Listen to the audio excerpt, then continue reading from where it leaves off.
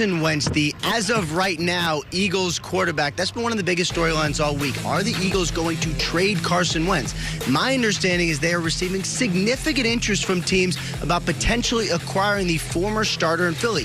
Two big-time teams to keep an eye on, the Chicago Bears and the Indianapolis Colts. Both of them have been in contact with the Eagles. They have talked, Tom, about potentially keeping Wentz, but the longer this goes, the more likely it is that they trade him.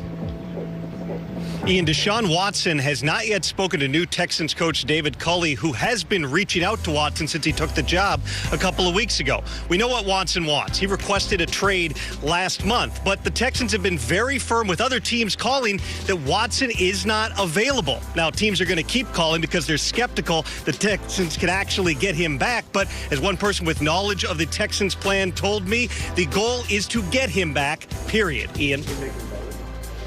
But Tom, the New Orleans Saints know this. Drew Brees is set to retire. Hasn't officially announced yet, but it is going to happen. As far as I can tell, talking to sources involved in the situation, their quarterback plans for 2021 are this: Jameis Winston and Taysom Hill. And while Taysom Hill started a couple games this past season trying to stake his claim to the starting job, my understanding is Jameis Winston right now is in the driver's seat to potentially be the starting quarterback for the Saints next season. They really like what they saw during practice. They'd love to see it during games. He is the potential heir to everything Drew Brees had. Ian, Dak Prescott had a second surgery on his right ankle a couple of months ago. This one to strengthen his deltoid ligament, clean it out, just make that ankle more structurally sound. Now, this was related to past injuries for Prescott, not that compound fracture and dislocation that ended his season back in October. At this point, Prescott is walking without any issues. He's a fixture in the weight room. No medical concerns for the Cowboys, who plan to make a push to sign Prescott long-term before March 9th, which is the deadline for them to use, as they would, a second franchise tag. Rich? All right, thanks very much. It's now time for some hot takes about this quarterback carousel. We're going to put 30 seconds on the clock, and each of you have to tell me if you agree or disagree with these sizzling hot takes. Steve Mariucci, are you ready? You're first up. Let's go. 30 seconds on the clock. Mooch, here's your hot take. Agree or disagree? Matthew Stafford makes the Rams the team to beat in the NFC next season. Slow your roll, Rich. I mean, we're talking in the NFC. We're talking about, I don't know if they're going to be the team to beat in the NFC West. You got the Seattle Seahawks at 12-4, all right? You've got the 49ers that'll be healthy. They were in the Super Bowl a year ago. And you know what? You got this Bucs team. You got the Packers team. Yeah, Matthew Stafford will make them very good. I love him. It's his birthday today. But you know what? It is. Not the team to beat in the NFC. All right. You even left some time on the clock. Very good. You left some crumbs on the table, which is very rare for you. All right. Kurt, 30 seconds on the clock. Your hot take. You agree or disagree with? Carson Wentz would return to MVP form if he's reunited with Frank Reich in Indianapolis. I do like the pairing because obviously they were together when he was playing his best football. I love Frank Reich. I think he does a great job of making systems easier for the quarterback. But no, I don't believe he would return to MVP form. That one season was so special. And what made it so special was this kid ad-libbing and making plays off schedule. I think there's too many deficiencies on schedule, seeing the field technique-wise, that it would be a good fit to me, but I don't think he gets back to MVP form. Okay. Michael Irvin, here's your hot take for you. 30 seconds on the clock. The Cowboys, at 10th overall, should use that pick on a quarterback. Stop. Stop. The Cowboys don't have time to go back and bring a quarterback along the way. They have the quarterback, Dak Prescott. They need to go and get him in a long-term situation. That's all they need to do. You cannot, with all the money that they paid out to players right now, say we're going to get a young quarterback in this situation. Dak Prescott's the guy. Let's get him signed, get it done, and move forward. Stop with that. Yeah, okay, there you go. Stop. Just Good stop. segment. Wait, time out, Rich. Just stop, like Mike said. I got one for you. You do? I got one for you. It's a little hot take, all right? What's the hot All right. The Jets should give up whatever it takes to get Deshaun Watson. Okay. I'm going to go camera one here, if you don't mind. Go right ahead. I want to address you, Joe Douglas, general manager of the New York Jets, directly. Normally, I don't go biblical.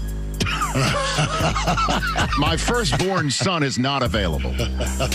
But what else do you need? What do you need, Joe? What can I do? Help me help you, as Jerry Maguire once said. Because, yes, Trevor had me at hello. But Deshaun Watson also had me at hello in that draft where, yes, you did take Jamal Adams. But now you've got a first-round pick for Jamal. I don't care about the buzzer. Whatever it takes. Take that first-rounder from Jamal and take all those other first-rounders. Whatever it takes, Joe. There you have it. Don't rely on Andy Reid and Steve Mariucci together. It's like Peaches and Herb. Same thing. It's a music reference, Steve.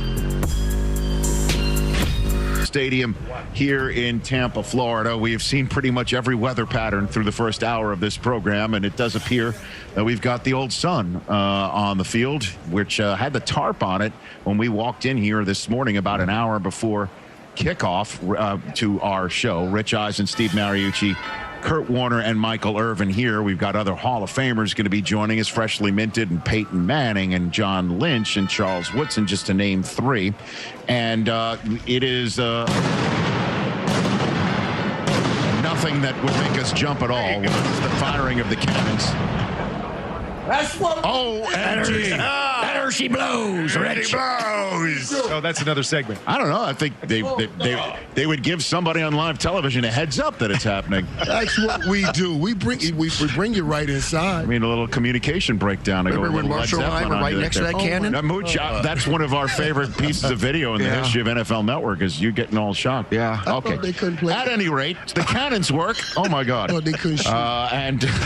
And we've got Patrick Mahomes versus Tom Brady, as we all know, in this matchup. Legacy question. We've got legacy question right now.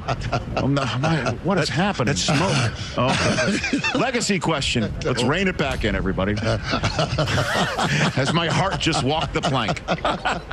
Patrick Mahomes or Tom Brady, whose legacy would actually be burnished with a W tonight, Mooch? Yeah, both of them are going to benefit tremendously, but Patrick Mahomes is going to be one of several guys who accomplished what he would accomplish tonight. Tom Brady, for sure, is the guy that's going to do something. If he wins another Super Bowl, number 7, he's in a class by himself.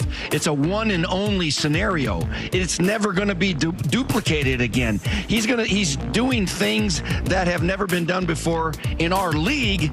But if he wins another one, Rich, he's going to do something that's never been done in any other professional sport. Win 2 championships for 2 different franchises over the age of 40. I mean, this is ridiculous. All right. I mean, you can go on and on about what he's going to accomplish, but his legacy will be just second to none. Well, I mean, his legacy is already second to none. He's already in a class all by himself. And so I'm going to say Patrick Mahomes here because he's chasing that class. He wants to be a part of that class at some point in time. And so he's got a chance to be the youngest winner of 2 Super Bowls. One of 7 guys to go back-to-back. One of 12 quarterbacks to win his second. And he's just chasing the GOAT at this point in time. And I talked about it in our open when I was talking about the storylines, is that he gives us that anticipation that maybe somebody can catch Tom Brady. And I think a big part of that is going to be beating Tom Brady in this moment on the biggest stage. So, man, it's going to mean a lot to both of these guys, but I'm going to go with the kid in this one. And that's a hard one. And I know we've been talking all week, Kurt, Coach, Rich, about possibly Patrick Mahomes passing Tom Brady one day. I mean, first, let's just slow that down. We got to slow that down. It's a long ways for Patrick Mahomes to go. And right here, if Tom Brady can win this Super Bowl in his first year with this team, in the first year away from that system that we all bound him by all of these years, saying, oh, it's the Patriot way. Oh, they're winning because of Bill Belichick and the Patriot way. No. This man right here, it is insane what happens. And I know his legacy's already there. And we thought you couldn't take it any higher. But you can take it higher. And if he wins this one, for me, maybe the greatest athlete to cross all sports right here, right now. That's how big I think this game is. Well, you guys know, I've said it before, and I might as well just say it here again, that what I think Brady's legacy is, it's already been achieved. His legacy is the phrase "too much is never enough," which another one would actually burnish. But I do think just what you hit on a little bit, Kurt, is that and what you touched upon, that yes, that he still would have, if Mahomes wins tonight, miles to go before he would even enter the realm of Brady. But you got to win this one to have a chance to do that, one would think. Yeah, but what if Brady wins this one? Now, he retired great GOATs, and he beat all the GOATs in his time, and then he beat the future GOAT that y'all trying to make past him right now. That adds to his legacy also. Don't forget Taylor Heineke, too. I mean, that gets lost in all of that GOAT stuff. No question about it. I mean, this would be the fourth game they're playing in the playoffs. Shocked that Pirate captain, Mariucci, wasn't the one leading the firing of the cannons. Well, you do have the Pirate outfit with you here, too, Steve, right? We're going to get that later on? We're going to get a Pirate? Yeah, stick around. That's we have an 8. Have you heard? We have an 8.5 hour show. By the way, you guys have mentioned that was way more that doesn't count than I have. You guys have gone off the charts already. So, very good.